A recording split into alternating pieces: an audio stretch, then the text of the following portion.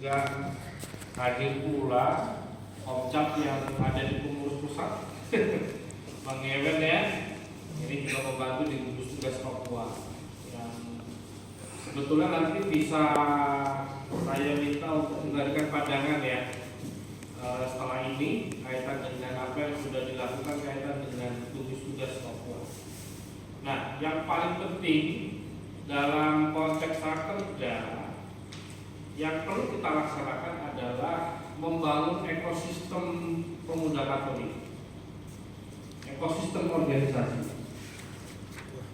Yang pertama, karena bicara ekosistem itu kan berkelanjutan ya, sustainable. Yang pertama adalah pemantapan struktur dari Komda hingga Komcap, dari pengurus pusat hingga pengurus Komda. Di situ ada garis struktur yang jelas secara hierarki. Tetapi ada pengembangan struktur lagi. Itu adanya di Komcap sebagai ujung tombak organisasi pemuda Katolik. Kenapa saya bilang ujung tombak?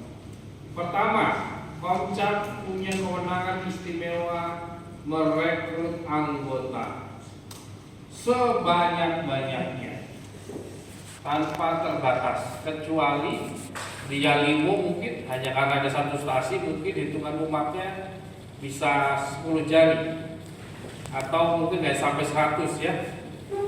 Tapi di luar itu sebanyak-banyaknya. Data statistik hampir sebagian 30% itu ada di wilayah Papua untuk umat Katolik di Indonesia. Maka angka yang cukup besar sekali. Ada sekitar hampir 1 juta lebih umat Katolik di Papua. Tetapi terbagi di beberapa DOP. Tapi secara khusus di sini tentu punya kuantitas yang sangat mumpuni untuk melakukan itu. Maka kewenangan istimewa yang dimiliki oleh Komcap ini haruslah digunakan. Mapenta minimal dalam satu periode kepengurusan 2 kali. Siap nggak? Komcap ini. Satu mapenta aja bisa 100-200 ya.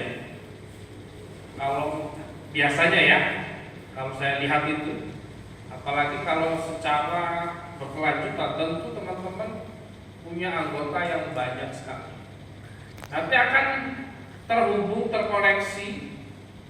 Setelah direkrut, teman-teman bisa klasterisasi itu kadernya. Oh, ternyata yang di politik ini, ya, yang di jurnalis ada sekian, yang di akademisi guru sekian, yang pengusaha sekian, ya, yang UMKM sekian, yang masuk di ASN sekian.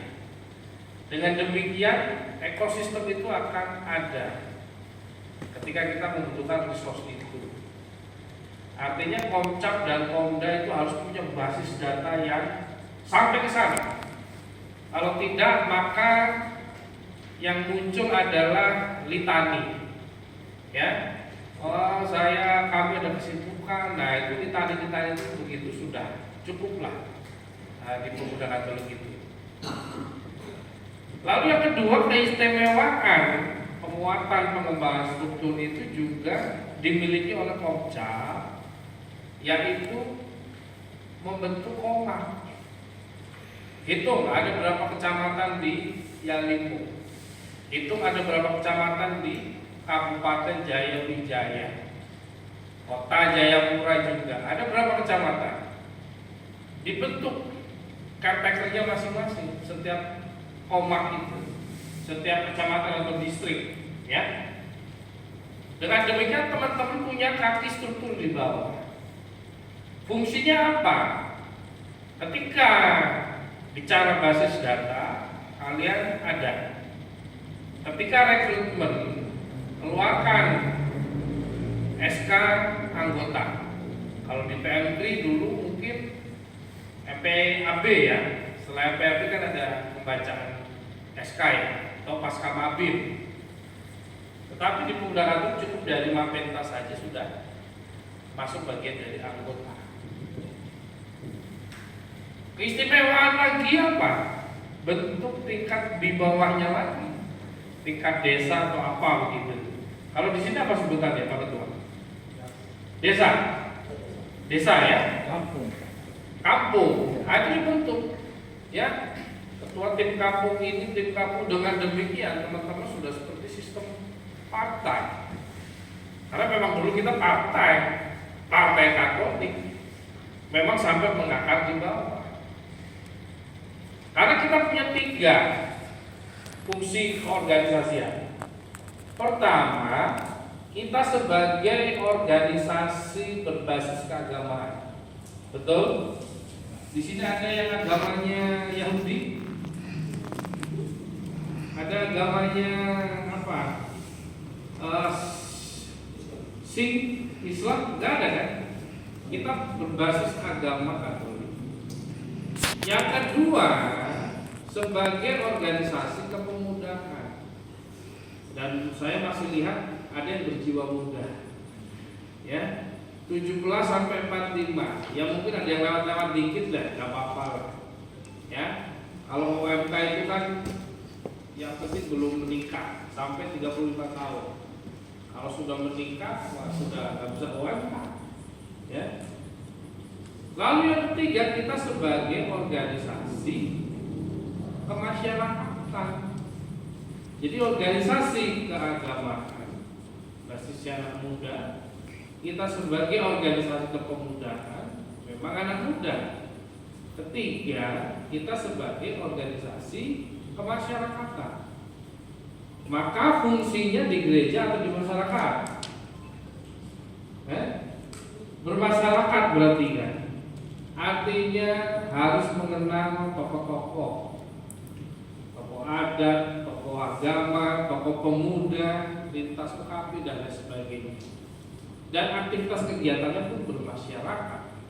Karena memang kita DNA-nya di sana. Jadi mesin ini memang di sana tempatnya. Tidak lagi kemudian kita di altar. Di altar kan sudah ada putra-putri altar, sudah ada yang bertugas berdoa. Ya, karena kita memang perutusannya adalah dalam masyarakat, maka kita harus porsinya lebih banyak di sana. Ya. Maka kalau ada pemuda Katolik bikin grup kur, wah itu bisa marah nanti pastor moderator pusat kita. Ya. Kemarin di arah Rapimnas pastor moderator kita menyampaikan kalau pemuda Katolik bikin grup kur, maka sudah salah kaprah gerakan ini. Ya. Tentu kita tidak harus turun ke jalan seperti teman-teman PMB. Memang kewajiban sama anak mahasiswa.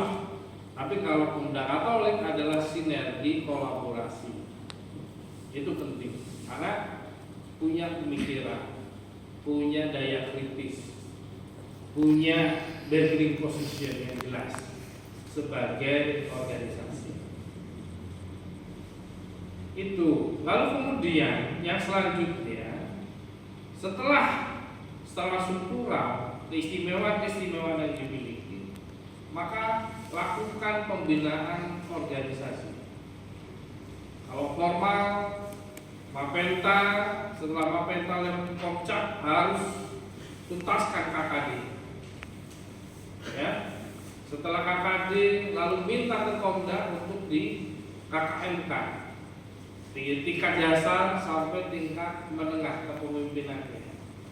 Baru nanti tugas kita di pengurus pusat melatih pada tingkatan nasional. Itu formal.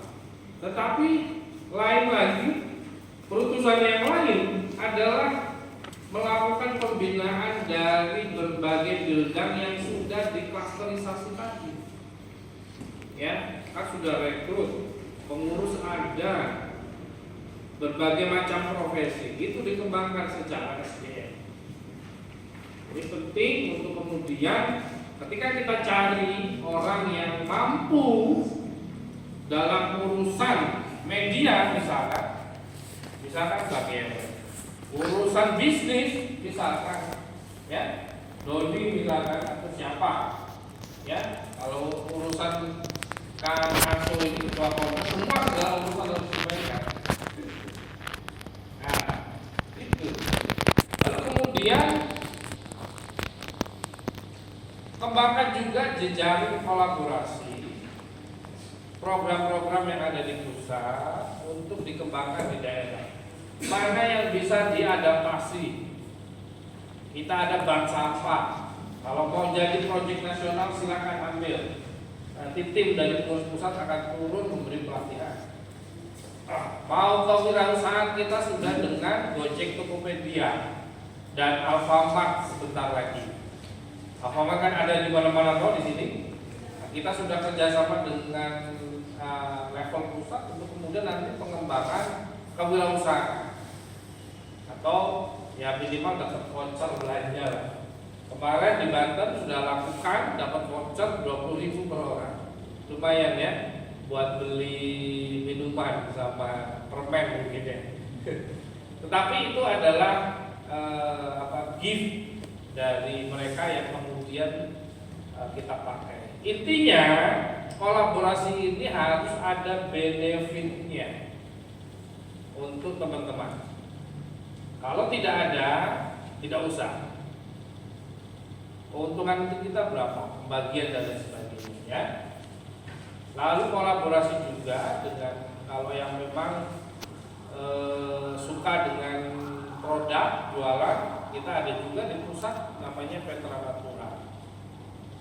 Ada lagi Pertasop mitra dengan BUMN. Ada lagi aplikasi Desa Terhubung. Sebetulnya cukup banyak. Ada lagi aplikasi untuk caleg. Ya, kita juga buat itu. Nanti teman-teman silakan pakai modifikasi apa yang mau diinginkan untuk kemudian nanti tim IT kita yang akan bantu mendesainkan itu. Jadi kampanye semua tinggal pakai aplikasi itu. Ya. Terus program lainnya yang mitra Petra Digital jalan terus, lalu BP2MI dan untuk penempatan tenaga kerja migran ke luar negeri kita juga kerjasama, dan BKKBN untuk isu stunting. Saya kira di Papua kita perlu data sih sebetulnya, coba dibuatkan analisis sendiri untuk kemudian kita mintakan Menko PMK dan BKKBN kaitan dengan stunting di wilayah Papua. Intinya begini, kita ada kailnya. Silakan teman-teman ambil, manfaatkan.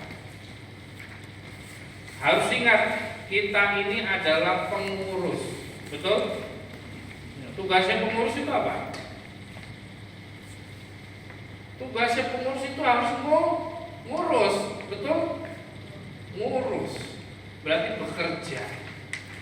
Insya Allah, ya, dalam nama Tuhan Yesus, karena kita bekerja untuk sesama kita, maka pahala akan lebih banyak, membawa manfaat. Mudah-mudahan teman-teman ya nanti akan muncul tokoh-tokoh baru dari pemuda Katolik yang sudah dibangun, yang sudah masuk ke politik ataupun yang masuk ke penyelenggara. Saya kira itu ditingkatkan. Teman-teman pusat pun pasti akan membantu komunikasi yang mandek. Kalau sama kabit nggak bisa, nanti bisa naik ke bendahara. Bendahara nggak tuntas, naik ke sekjen. Sekjen nggak tuntas, naik ke ketum. Ke ketum nggak tuntas, naik lagi ke Tuhan Yesus. Ya, pasti semua selesai. Tuhan pasti kasih petunjuk. Maka tidak ada yang tidak tuntas urusan itu. Tinggal kemauan dan komunikasi. Maka saya harap semua pemuda Katolik khusus di Papua harus solid. Setuju? Setuju. Solid? Solid. Kalau nggak solid pasti akan sulit. Ya, Pak Ketua. Maka jangan sungkan-sungkan komunikasi antar Popca, kita pengurus pusat juga akan sangat terbuka. Kalau memang ada undangan atau kegiatan apa, kita akan terbuka hadir di sini. Karena pesawat ada direct jadi lebih cepat, meskipun 5 jam ya. Jadi nggak ada masalah, nggak ada sesuatu hal yang tidak mungkin bisa tidak diselesaikan. Lalu kemudian isu-isu kaitan dengan Papua, nanti Bang Yeo coba sharing sedikit. Habis ini nggak apa-apa, kaitan dengan gugus tugas Papua. Saya kira itu tetap semangat selalu. Pro Eklesia. Et Patria. Pro Eklesia. Et Patria. Ya, silakan Bang Yeo soal gugus tugas Papua. Nggak apa-apa, kan bagian dari gugus tugas.